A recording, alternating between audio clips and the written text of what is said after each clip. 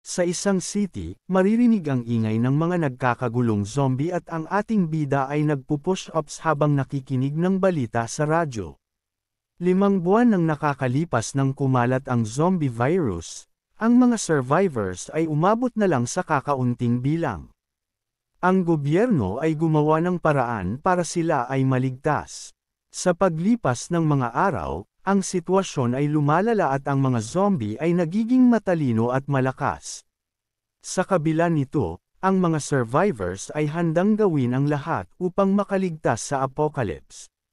Ang ating bida si Chin Yan, isang veteranong security guard sa isang parmasyotika, ang kanyang tirahan ay nasa pinakatuktok ng isang apartment at ang kanyang mga supply ay sapat, kaya nananatili siyang ligtas dito. Si Chin Yan ay umiinom ng tubig at pinapanood ang mga nagkakagulong zombie. Nang may biglang tumawag sa kanya at humihingi ng tulong, ito pala ay ang kanyang babaeng kapitbahay na nakikiusap na buksan ang pinto at paulit-ulit na sumisigaw at sinabing ang kanyang asawa ay naging zombie matapos makagat. Humihingi siya ng tawad sa nangyari sa kanyang ex-girlfriend at nahihiya siya sa sakit na kanyang nagawa sa ating bida.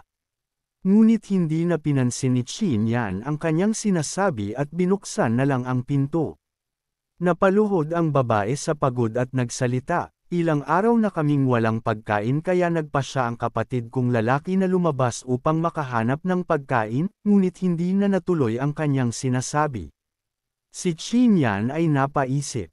Hindi niya alam kung bakit niya pinapasok ang babae sa kanyang bahay, ngunit hindi niya rin ito dapat hayaang mamatay ng ganun na lang.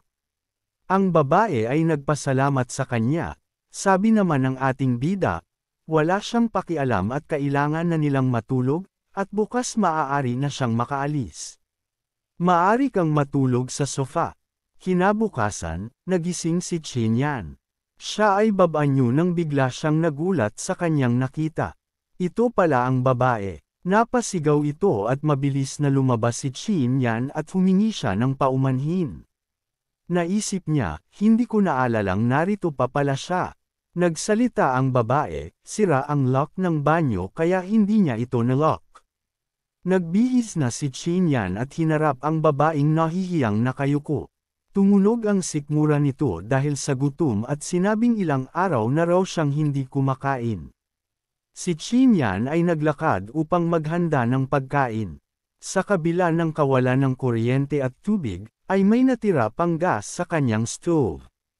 Habang nagluluto si Chin Yan, natanong ni Lily ito, ang babaeng kanyang tinulungan. Napasabi sa kanyang isip na may mga pagkain pa siya, maaari kaya niya akong bigyan ng kaunting bahagi.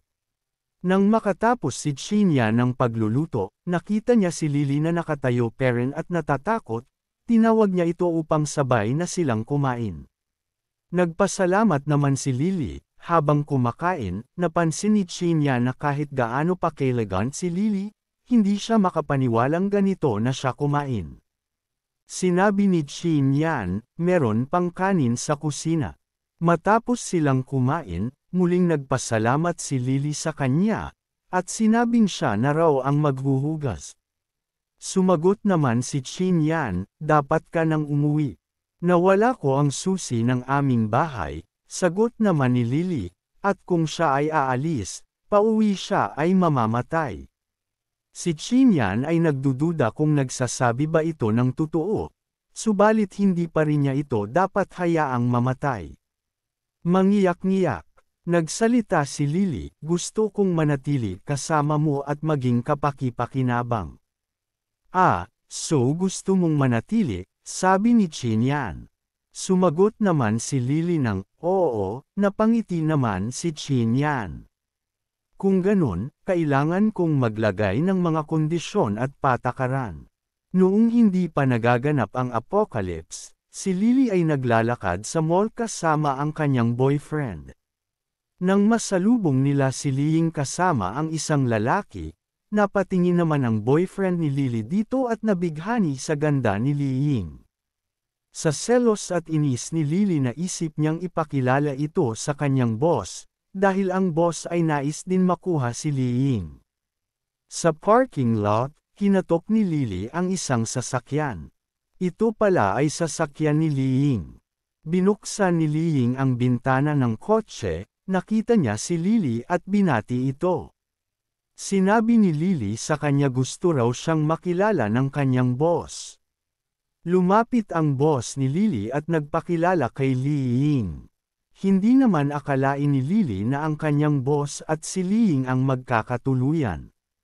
Makalipas ang ilang araw, sa broadcast ng radyo ang mga survivor researcher ay hindi pa rin matukoy kung saan at paano nagsimula ang zombie virus. Si Chin Yan gamit ang kanyang binocular ay pinagmamasdan ang dumaraming bilang ng zombie nang pinatay niya ang radyo. Napaisip siyang ang pagdagdag ng kasama sa bahay ay magreresulta ng madaling pagkaubos ng stock ng kanilang pagkain. Hindi siya kailangang manatili ng ganito ng matagal sa apocalypse. Kaya nagpasya siyang maghanda at lumabas. Nagtanong si Lily kung si Chin Yan ay lalabas, sumagot itong oo. Sinabihan niya si Liling manatili ka hanggang siya ay makabalik.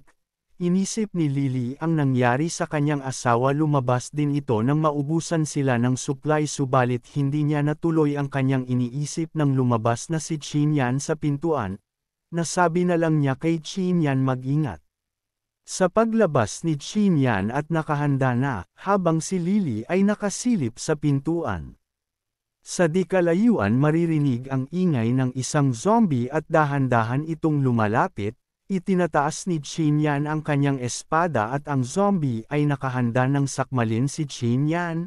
Wala nang mas mabilis na paraan upang tapusin ang isang zombie kundi puntiryahin ang ulo nito. Wika niya, samantalang si Lily ay napaupo na lang sa takot dahil sa kanyang nakita. Agad naman inatake ni Chin Yan ang ulo ng zombie at sinipa sa sikmura, agad naman itong namatay. Patay na ba? Tanong ni Lily. Isa lang naman ito, mababang uri ng zombie, ang pag-atake naman sa ulo ang pinakamabisang paraan para patayin ito, kailangan ko na tapusin ito, dagdag pa niya. Namangha naman si Lily at napasabi sa sarili ang tapang niya. Ihinulog naman ni Chin Yan ang zombie sa balkonahe, at sinabi kay Lily bukas na ang pinto, maaari ka nang pumasok sa iyong bahay at kumuha ng mga damit. Sumagot naman ito oo at nagpasalamat, nagmamadali namang kumuha ng mga damit si Lily. Habang si Chin Yan ay nagsabing ito na ang oras para ikutin ang buong palapag at humanap ng pagkain. Sa inip ni Chin Yan, bahagya niyang tinapik si Lily sa baba ng kanyang likuran at sinabing bilasin mo. Napasigaw naman si Lily. Mabilis naman isinara ni Chin Yan ang bag na pinaglalagyan ng damit ni Lily. Sa kabilang cabinet kinuha ni Chin Yan ang mga panloob na kasuotan at hinagis ito kay Lily at sinabing kunin mo ito. Habang bitbit ni Chin Yan ang bag, nagtanong si Lily, anong ginagawa mo? Tumugon naman ito ng nakakalokong ngiti at nagsalita, obvious ba alam mo na ang gusto kong mangyari? Kinabahan naman si Lily at nasabi sa kanyang sarili, kailangan kong ibalik ang puri ko, ang taong ito ay isa talagang troublemaker.